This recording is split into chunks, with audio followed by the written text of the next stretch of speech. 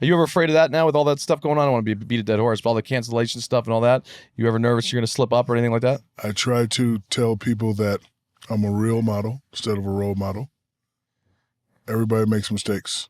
One, if I make a mistake, I want you to learn from my mistake. I probably won't make a purposeful mistake. I may make an accidental mistake, but I just try to be as respectful and righteous as I can. Times are different. You can't say things like you used to could say, and I'm all about people and respecting people, so I just try to respect people as much as possible, but it ain't something I worry about because I'm a good guy. You know, it costs you nothing to be nice. If you're nice to me, I'm going to be nice. I don't get in people's business. I don't get in people's politics. I don't want to be involved in that. All I want to do is make people laugh, similar to you. All I want to do is help those in need, and all I want to do is show children the right way to get it done. And those are my three paths, and, you know, I stay in my lane. I don't bash people on social media. I don't talk about people unless it's basketball players because that's my job, but you know, street rule number one is always mind your own business. You like think people you think the NBA's become like too sensitive and political? Oh yes, very, very sensitive, very soft, very political. But you know, and I hate this term, but people say this is the era we live in. So I guess we have to accept it. One thing I will not accept is okay play being looked at as great play. I ain't letting that shit slide ever. You know, I've been through the era of Mike, Charles, Malone, Stockton, all these great guys, so I know what greatness looks like. So, you know, I said something about Donovan Mitchell one time, and who everybody is, start bashing me. Oh yeah, I remember that. But they're not listening to what I'm saying. What I'm saying is I played with Penny Hardaway, Kobe Bryant, D. Wade, LeBron James, Steve Nash, and if you ain't on that level, I don't know what great is. No, he's really good player, on his way, but you know, to try to crown him as the next. And then I said, okay, if he's crowned the next, where is he ranked?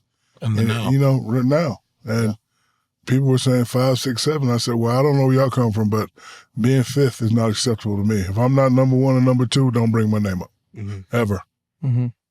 Who was the biggest shit talker that you used to go against back in the day when you were playing? Well, a lot of them. Let's see, GP used to talk a lot of trash. Garnett used to talk trash. But when you come from the place that we come from, it's normal. I grew up like that. Talking crazy to me just gets me motivated. Like, I used to try to talk to guys to see who I was dealing with. Like, if I said something to you and you buckled up, I knew I had you every time. If I said something in the paper and you responded, I knew I had you every time. If I knew you were soft, I would dig in a little deeper. Like, is that your wife in the other room? I'm going to hit 50. Oh, you get it personal. Oh, yeah, all the time. So you going? Oh, yeah. Yo, is that your wife in the other room? We don't have to bring that up. No, but I'm just saying, I would do stuff like, yo, is that your wife in the other room? Let's see, I got 15 now. By the end of the game, I'm going to get 40. Then I'm going to get a number. Really? Oh, yeah. So you went deep. You went dark. Very deep and dark. And then after the game, were you always like, hey, man, that was just... No. You don't do that. You went and actually got the wife? Has anything ever, like, set you off that a player has ever said to you, like, in a game where you're like, okay, now I'm coming after him? No, because when I grew up watching karate movies, and the basis of all the movies I watched is at some point the student must take the teacher out. And I like to take my jealousy and turn it into me taking care of business. Like the first time I seen Magic Johnson and Tom Cruise and Eddie Murphy and those guys, how people treated them, I was like, that's what I want. I want that. And then I'm like, okay, how do I get that? Hey, Magic won 5 championships. Tom Cruise did this. Eddie Murphy did that. I said, okay, no problem. And you just work towards it. First time I seen Jordan and how he got the respect from the referees and how when he touched the ball and made a shot, the crowd went crazy. I want that. So when you want something, you just got to go get it. And there's many ways to go get it. You know, my way is to just fight, and just take it. And I'm not shaking no hands. I'm not disrespecting people. I'm just, going out there and take it.